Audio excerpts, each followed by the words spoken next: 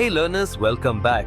In this video, you are going to explore about something that's absolutely central to how Lighthouse ERP works. User roles.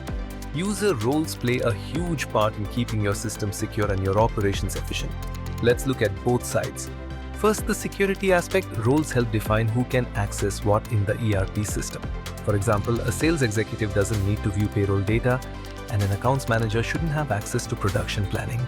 They also protect sensitive data like pricing, salaries, or supplier information from being viewed or changed by unauthorized users.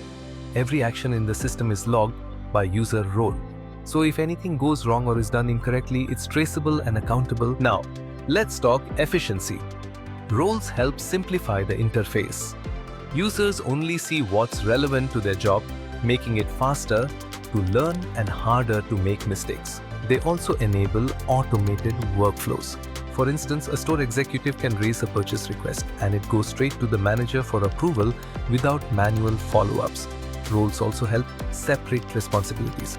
The person creating a vendor invoice shouldn't be the one approving the payment. That's good process and reduces risk.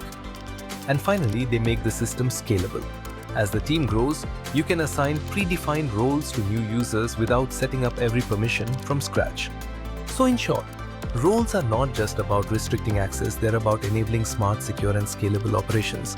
In the next video, we'll see how these roles actually control what users can access and how they shape workflows across departments. If you're finding this helpful, don't forget to like and subscribe to Lighthouse Alchemy.